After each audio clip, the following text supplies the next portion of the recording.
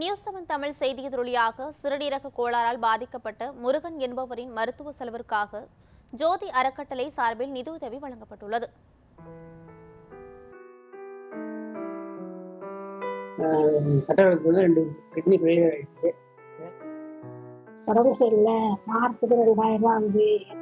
மேற்கூரை சரியில்லாத வீட்டில் வசிக்கும் குடும்பம், புற்றுநோயால் பாதிக்கப்பட்ட அம்மா, பள்ளிக்கு செல்லும் மகள் என செய்ய கடமை அதிகமாக இருக்கும் முருகனுக்கு வந்த சோதனையோ காண்போரை கண்கலங்க வைக்கிறது.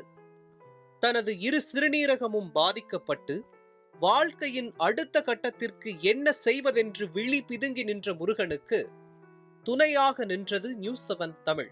தஞ்சையில் நாஞ்சிக்கோட்டை சாலை சேகர் காலனியைச் சேர்ந்தவர் முருகன். சிறுநீரக கோளாறால் பாதிக்கப்பட்டு வந்த முருகன் மருத்துவ செலவிற்கும் மகளின் கல்வி கட்டணத்திற்கும் உதவி கேட்டு சில நாட்களுக்கு முன் நியூஸ் 7 தமிழ் அன்பு பாலத்தை தொடர்பு கொண்டார்.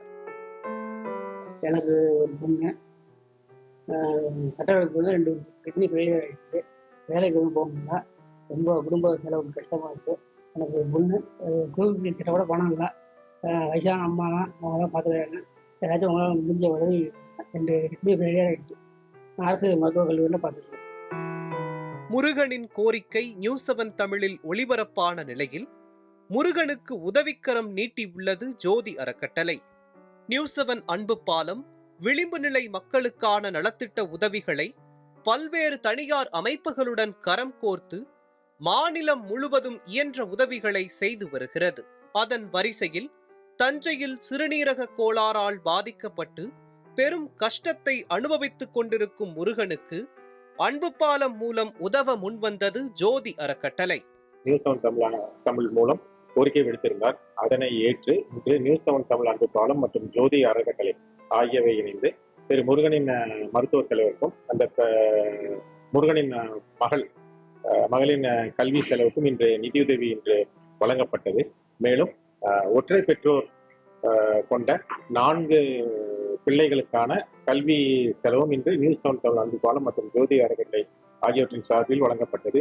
விளிம்புநிலை மக்களுக்கான நலத்திட்ட உதவிகள் நியூஸ் 7 தமிழ் அன்பு பாலம் மூலம் ஜோதி அறக்கட்டளை சார்பில் தொடர்ந்து செயல்படுத்தப்படும். பிரபுராஜ்குமார், செயலாளர், ஜோதி அறக்கட்டளை. முருகனின் மருத்துவ செலவுகளுக்கும் அவரது மகளின் கல்வி கட்டணம், பள்ளி சீருடை கட்டணம், பள்ளி போக்குவரத்து கட்டணம் உள்ளிட்டவற்றிற்கும் ஜோதி அறக்கட்டளை சார்பில் நிதியுதவியாக ரூபாய் 1 லட்சம் முருகனின் தாயாரிடம் வழங்கப்பட்டது. நிதியுதவியை பெற்றுக்கொண்ட முருகனின் குடும்பம் நியூஸ் 7 தமிழுக்கும் அன்பு பாலத்திற்கும் தனது நன்றியை தெரிவித்தனர்.